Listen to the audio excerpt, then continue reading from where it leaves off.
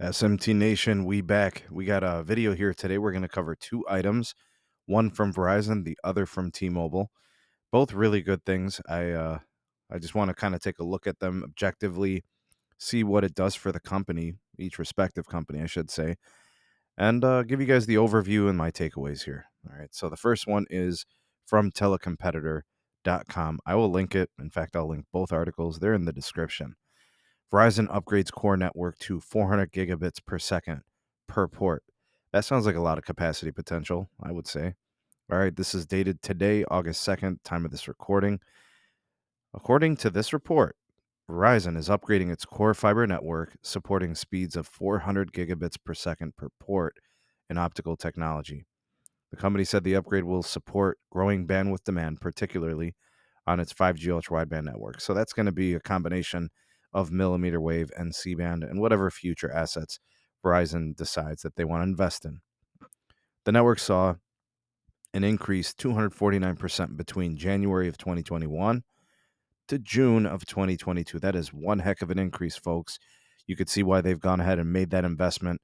They can, see where this is headed.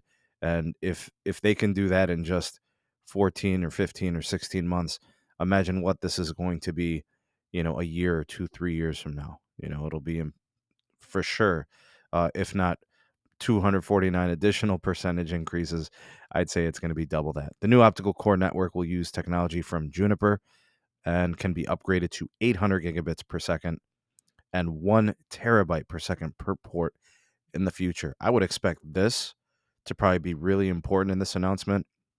So the announcement as of today being 400 gigs per second seems great, but they're saying they can double that throughput and even go up to 1 terabyte per second. That will future-proof them for sure. All right, let's see what additionally is being discussed here. Kyle Malady, that's the network guy at Verizon. He's talking about the upgrade. Here are some additional items that go with the press release. It says here the equipment is half the size of the existing equipment, reducing space, driving down power usage, and operating costs per gig. All right, so we're looking at efficiency here, folks. The equipment also offers advanced automation, enabling automated interfaces. Okay, so this allows them to kind of take it next level in terms of like the future of technologies, advanced analytics, real-time adjustments. It makes them more optimized. It makes them more efficient with their network operations. Reliable, programmable, efficient. You guys can see they use those words there. Additionally, it says because the new equipment is so dense and has such large capacity, Verizon will be able to re-architect its network in a way that spreads the equipment out to additional facilities across geographies. So this allows them to reroute traffic. It allows them to kind of manage the network site to site, location to location. Probably involves like cloud services as well as networking core locations, fiber routes where it's needed and such. This is pretty big time. AT&T and VzW have done similar upgrades to their core networks. Throw Verizon's name into the hat. This is pretty good. This is really important. And this is why I think Verizon, we could say a lot about their retail operations and what they do with their plans and all that. But when it comes to network commitment, they really do a nice job of that. All right, moving forward. This one from Fierce Wireless, SBA, which is a tower company, cites a very active T-Mobile during Q2. I will tell you guys, they haven't been too active in the Cleveland market, but they were very active prior to that. So maybe I'll see something later in the year as they kind of I don't see SBA communications too much out here, mostly American Tower, Crown Castle, that sort of thing. So maybe that's why. SBA reported second quarter net income of $69.5 million. All right, so this is their earnings. We're looking specifically for the mention of T-Mobile here and how this applies. And I don't see anything mentioned there. Here we go.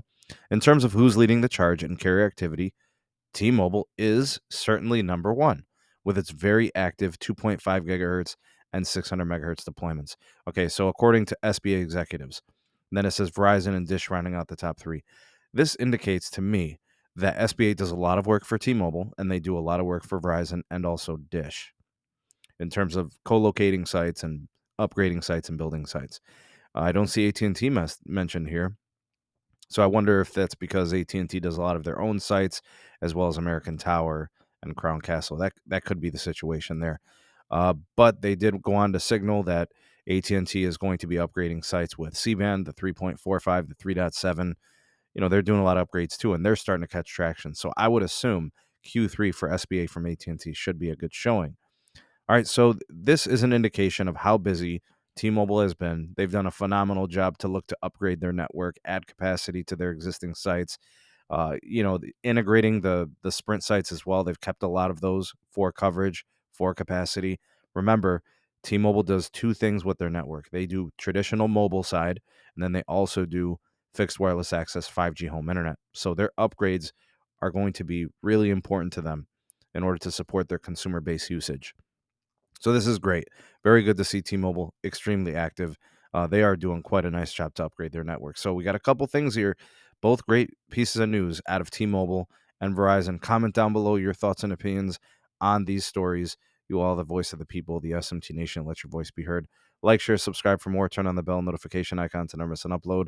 Links in the description for my Twitter handle, my Gmail address for business inquiries, and my Patreon page if you want to support us and get early access to content and exclusives not found anywhere else. Thanks for watching. See you all in the next one. Peace.